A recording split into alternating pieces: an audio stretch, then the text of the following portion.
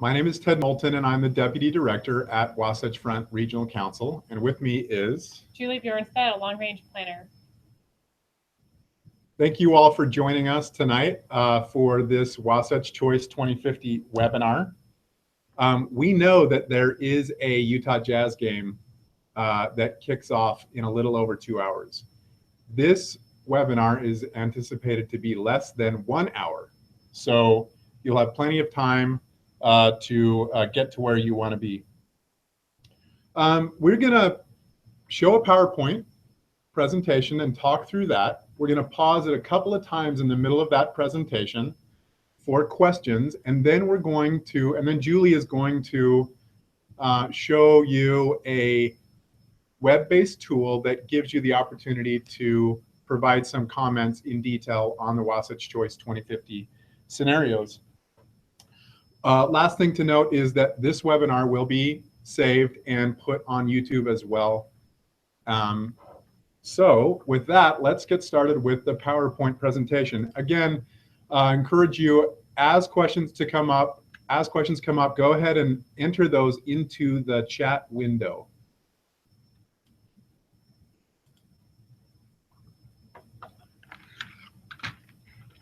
All right, Wasatch Front Regional Council is a metropolitan planning organization, which means that we serve the transportation planning needs for the area that extends from Brigham City on the north, that you can see, into Weber County, Davis County, and Salt Lake County.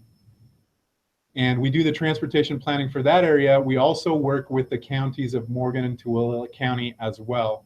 Overall, our mission is to build consensus and develop visions and plans for a well-functioning, multimodal transportation system, livable communities, a strong economy, and a healthy environment. Wasatch Front Regional Council is one of 4 metropolitan planning organizations. We have one in each of the metro areas in the state, in the Cache Valley, in the Ogden-Layton metro area, in the Salt Lake Valley metro area. Those 2 we serve at Wasatch Front. We work very closely with the Mountain Land Association of Governments in Utah County, and then there's the Dixie MPO down in the St. George area. UDOT serves the transportation planning needs for the rural areas in between.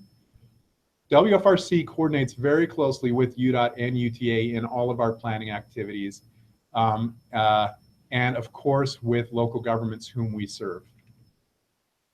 Now, you hear this phrase, Wasatch Choice 2050. 2050, by 2050, just in the WFRC area, we might see an additional 1.5 million people. That's kind of like adding a city the size of Riverton or Bountiful every year. So with that growth comes a lot of challenges. There's challenges that we're all familiar with, like how do we maintain communities as livable and healthy places? How do we make sure that people can get to a variety of economic and educational opportunities easily? What is traffic going to be like in the future? Will people have transportation choices? What will the character and safety of our streets be? A key concern, of course, in Utah is the cleanliness of our air. How much will housing cost? How much will it cost to get around as well? That's a key issue that's looming in Utah today.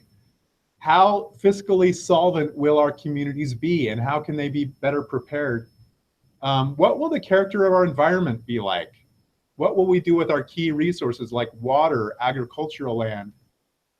Will we have ample parks and open spaces and recreational opportunities in our communities? These are not just challenges that we have to face. These are also 10 goals that have been adopted by the Wasatch Front Regional Council, which is a group of elected officials from local governments, both cities and counties in our area. So within that context of rapid growth and a desire to work towards those 10 goals that I just outlined, we all are working on something called the Wasatch Choice 2050. Ultimately, that is a grassroots developed growth strategy that is built through input from, you see those blue circles, cities and counties, the private sector, residents, UDOT and UTA, facilitated by Wasatch Front Regional Council. Developing a strategy for coordinated, focused and coordinated buildings and infrastructure. How do buildings and infrastructure work well together? And that strategy aimed at ultimately improving quality of life, even as the Wasatch Front grows, as it surely is. So you could think of the Wasatch Choice 2050 as an overarching vision of where we want to be. What is the long-term future that we all would like to accomplish, and how do we get there in general? That then is broken down into more detailed plans of action that include the long-range transportation plan, known as the Regional Transportation Plan.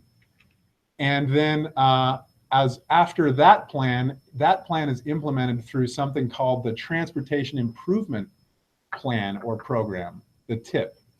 And those three pieces are key responsibilities of WFRC. So the purpose of this webinar is to introduce the Wasatch Choice 2050 scenarios, to highlight opportunities that you have to provide feedback on those scenarios, and to outline next steps in the Wasatch Choice 2050 process. Again, the process to develop a vision for how buildings and infrastructure are coordinated within our region. Wasatch Choice 2050 is being developed. First, our council established goals. That was in part based on community conversations around the region where we heard the kinds of key outcomes that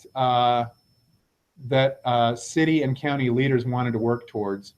Our board heard that and then established those 10 goals that you saw.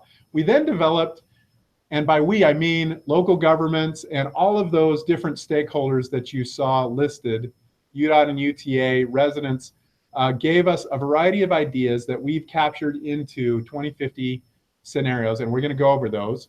And we are in the process of getting feedback on those scenarios and evaluating which ideas work better than others within these three packages.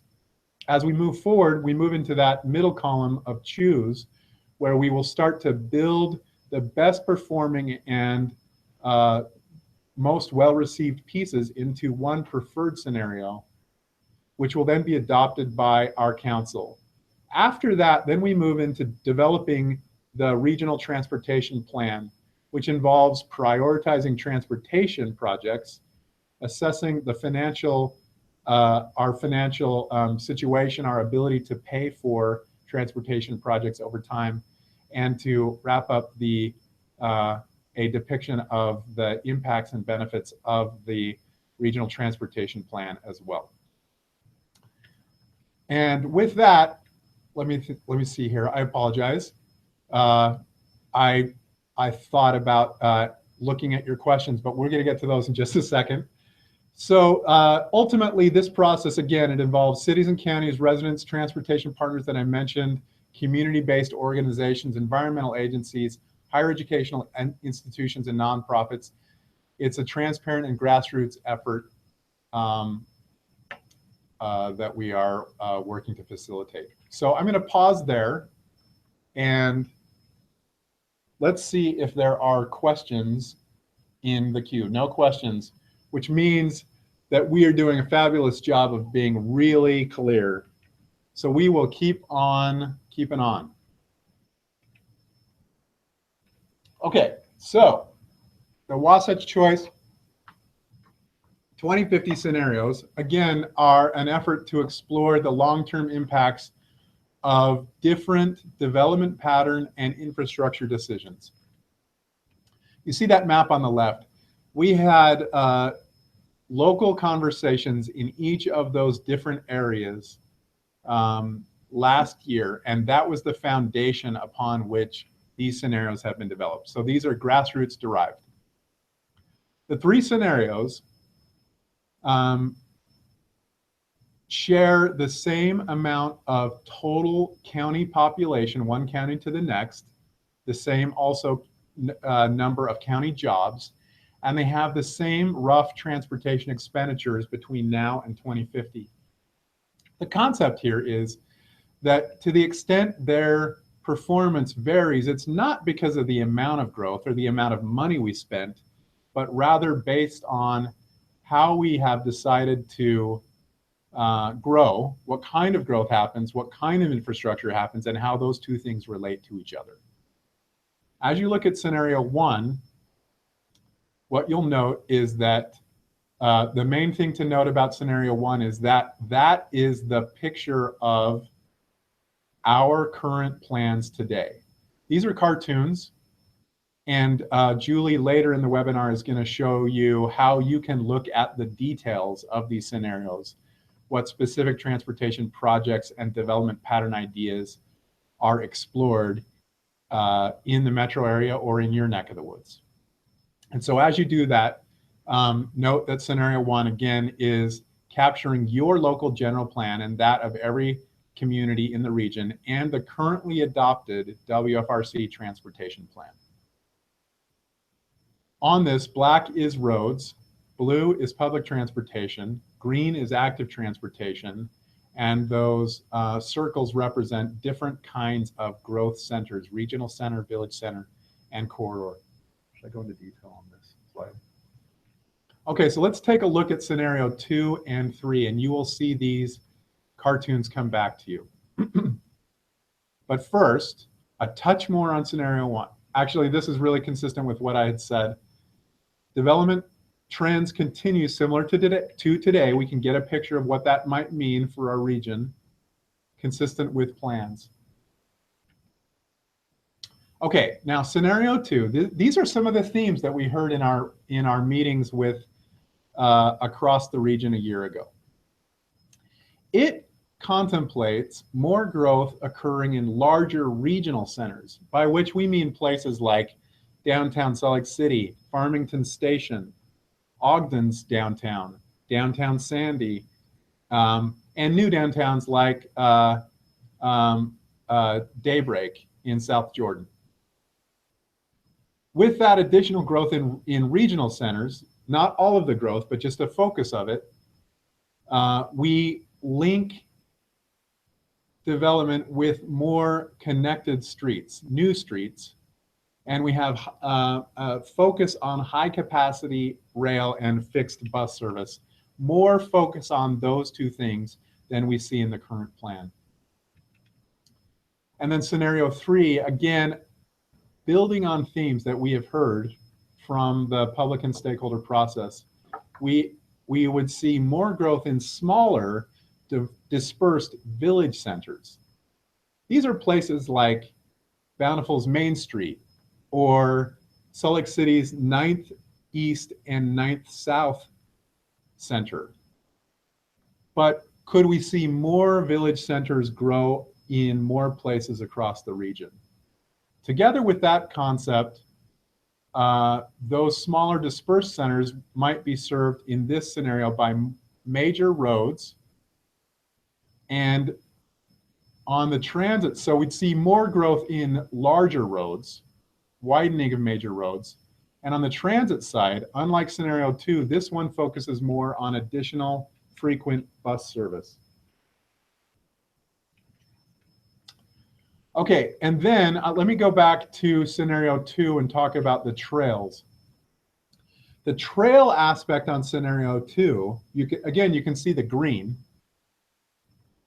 focuses on connecting residents and employees with high capacity transit, especially within those larger regional centers. And you can see that with the crisscross pattern of green trails there within the regional centers. Now, as we move back to scenario 3 and look at trails again, remember trails is the green. It focuses more on larger separated trails.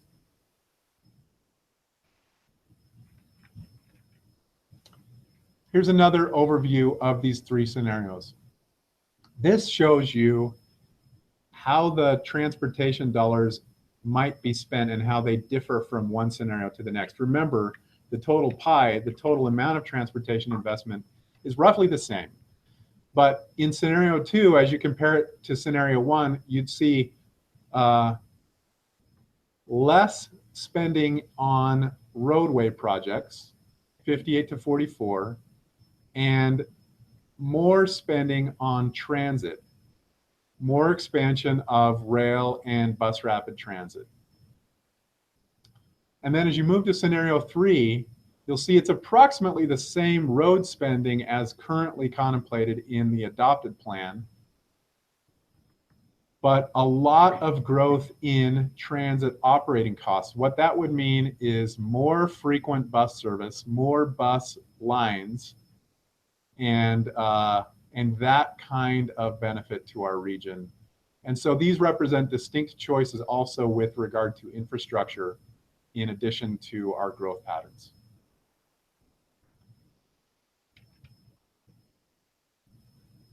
I'm going to pause there, Scott, and see if there are any questions that we should answer. Are there any questions?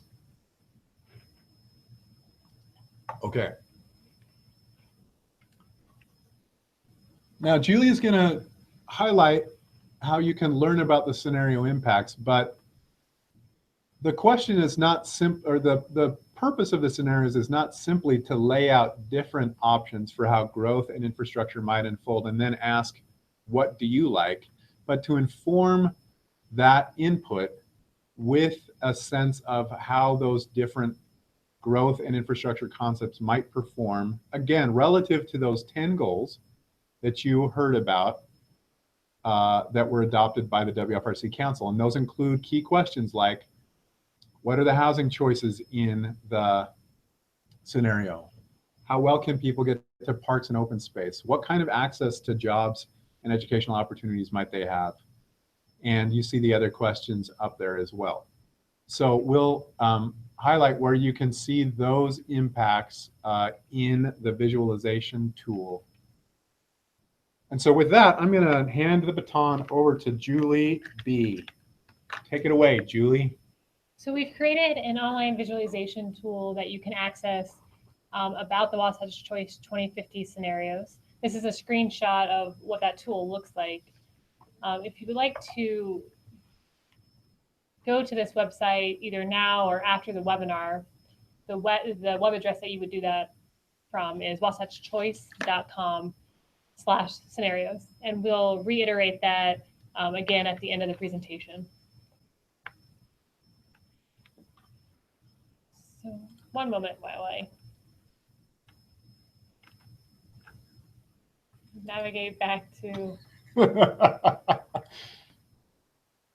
the tool. So if you go to wasatchchoice.com/scenarios, it takes you to information page that immediately you can start viewing the scenarios based on the region or individual counties that we serve through our transportation planning process. If you scroll down, you'll find more information about the process that we are going through to develop the Wasatch Choice 2050 vision, as well as information about the scenarios in general, and then a little bit about the background of the process. Going back up to the top, we'll just click on the regional scenarios instead of going through each individual county. And so when you do that, it brings you to the website that I showed earlier. And this website works through scrolling. So you can just scroll through and we'll present information to you about the 10 goals that our Wasatch Front Regional Council adopted last October that Ted mentioned before. If you continue to scroll, you'll get more detailed information about the 3 scenarios that we've been talking about and we would like your feedback on. And then through this map, you can see where we have planned roadway, public transit, and active transportation projects, as well as where we would expect more development to occur. As you scroll, you'll find this pop-up window that will explain a little bit more about each of the different transportation choices, as well as information about how we expect the region to grow through new development. You can also on this map zoom in using these keys, so you can kind of explore a little bit more here and see what types of projects we have. But as you continue to scroll, you'll see the different scenarios pop up again with information about each scenario changing as you scroll through the website. Then we present to you the information about how well each of the scenarios is performing based on those 10 adopted goals. And through each of the 10 adopted goals, we show you 5 cases. The first case, 2014 existing, is basically what we expect to be happening today on the ground. So what you're experiencing as you travel throughout the region. The no action scenario is a long-term 2050 scenario in which we construct no more roadway projects or transportation projects past 2023. So basically, if we did nothing between now and 2050, what would happen? And additionally, scenarios 1, 2, and 3 are the ones that you have explored already by the time you've gotten to this page. Julie, we have a question. The question comes from Richard. And the question is it assuming that through scenario 2, with a lot of capital costs in the transit category, that the mode would be light rail transit? It is not the assumption that all new transit capital projects would be light rail transit, such as tracks. It's also assuming that we would build more bus rapid transit, otherwise known as BRT. Currently, the BRT that is operating within the region is on 35th South. There are other transit project or BRT projects being planned in Provo and Orem, as well as Ogden. And additionally, would be an extension of front runner or commuter rail.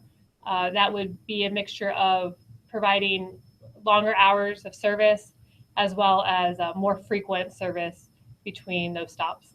And the capital cost on the commuter rail for that would be related to providing 2 tracks along much of the length of commuter rail. We have a second question from Troy. Within the plan, are you defining regional centers, town centers, etc.? And the answer is we will be. We will be defining what is meant by those terms in things like what kind of densities would be typical, what's the floor to area ratio of buildings that you might see, what kind of land uses would be typical, and what kind of catchment area would these different centers have. So we will be doing that. There is not a lot of detail to date about that, but what we have been using is talking about centers that we have like each of those types, regional centers and village centers and town centers in our region today. Good question. Thank you for your question so far. Going back to the visualization tool, as you scroll through the performance measure section, there's a little bit of there's the write-up of what we're measuring based on the goal. So in this case, this is the livable and healthy communities, and we're measuring that through walkability and measuring how many miles of commercial streets are considered walkable based on the type of environment that they are in. And you can see that we increase between a no action and existing based on the scenarios. So as we scroll through, you'll see we're measuring destination access, benefits to freight, benefits to auto travel time, the ability to choose what type of transportation you would like to take, whether that's driving, taking transit, being able to bike or walk, how much transit is being used, the impacts to our air quality, and the impacts to our land consumption, as well as the cost of living, the impacts to our local budgets and access to recreation, and finally, water use.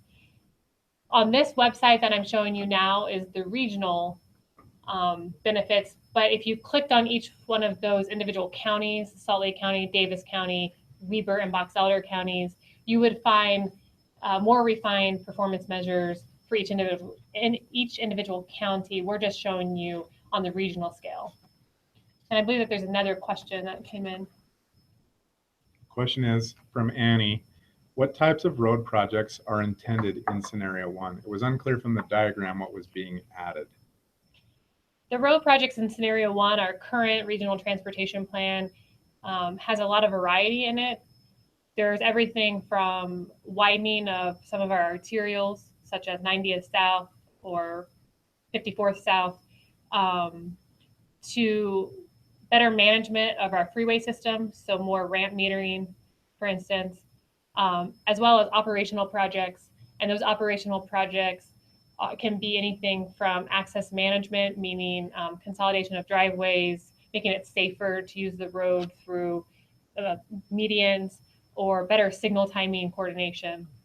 Those types of projects are in all three scenarios. In scenario 1, it's more of a blend of all the scenarios and less of a dominant type than the other two scenarios. Julie, will you go back to the map section, and just as these questions have related to what kind of transportation improvements, as a reminder, you can see the details on what transportation ideas are being explored directly through the visualization tool that Julie is exploring here. Yeah. We'll go back down to the comment section. So after the performance measures, after you scroll through the performance measures, we give you two ways of providing comments to us. We do go through each individual comment, and they'll be included also in the appendix of the plan when the plan is adopted. So we are taking your comments seriously, and they are incorporated into the plan. But as you scroll through, the first way you can leave us comments is through an interactive map, where you can both explore the types of projects that we're planning as well as leave us comments. And the types of ways that you can explore, if you click on these layers and click down on the menu, you'll see all the different types of projects. So we have transit, highway, and by point projects, we simply mean things that are at a specific location. So a highway point project would be an interchange improvement, for instance. A transit point project would be a new station or a park and ride lot, for instance. When we say line projects, we simply mean new bus routes, new light rail lines, new roadway improvements. Do you want to do one of those drops? Yeah, and I'll drop down the highway line type since we were just, no, that's that one. Well. Okay, so that's just showing you what the legend looks like. Oh, there we go. Okay. So as you scroll in, you can see the different types of projects that are happening, and where these blobs are, where we're expecting different land use changes to occur. So once you, and you can click on scenario 1, and you can also see those same things on scenario 2. So for the question of what types of projects are in each of the scenarios, feel free to click through there, and you can explore in more detail what types of projects are happening in your area. Just one final note, when we say first mile, last mile improvements, we mean specifically connections for walking and biking to transit stations and transit stops.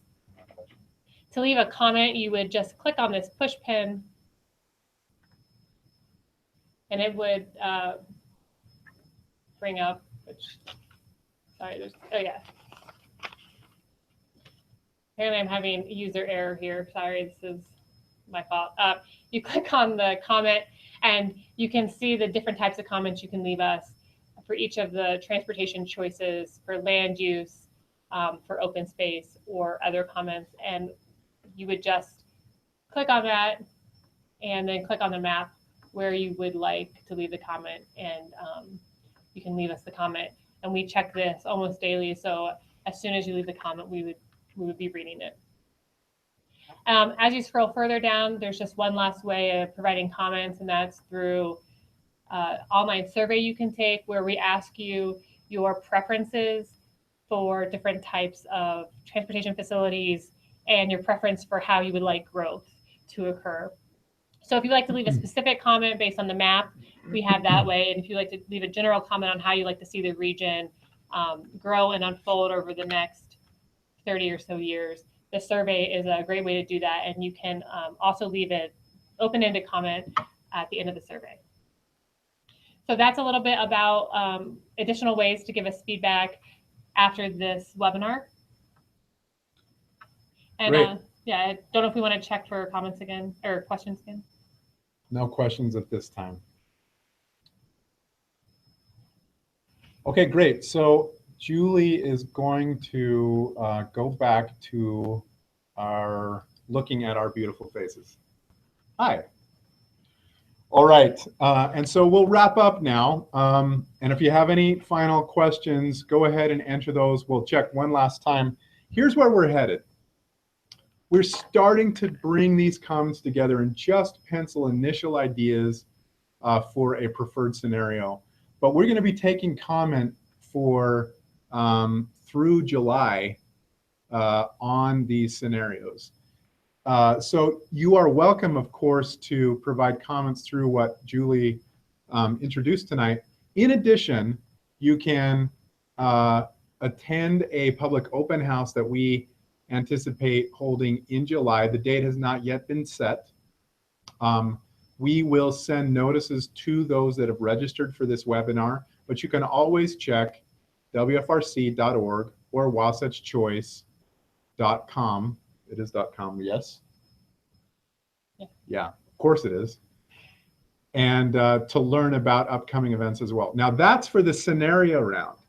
Next year, we will be focusing on getting comments on a draft preferred scenario, or if you will, the vision itself. So we will take that out and get a lot of feedback from all of the different stakeholders that we've talked about today. And that will be an opportunity to provide feedback as well. At the end of the day, the vision shapes the regional transportation plan, which is the formal plan for how transit, roads, and active transportation investments are made throughout the region. And it is a chance for local governments to say, here is the future that we want to create in our cities as we think about our role within the region as a whole. And so that is the Wasatch Choice 2050, and we look forward to working with you as we move forward in this process. I'm going to do one last check for any questions before we wrap up. Okay, no more questions. Julie, do you have any closing things to say? No, I'm just going to share again the website location in case you didn't get a chance to mark it down. So if you would like to go to wasatchchoice.com/scenarios, you can explore in more detail the process we've gone through and provide us comments both on projects and in general on how you'd like to see the region grow. Thank you so much. And with that, we are adjourned. Take care, everybody. Have a great evening.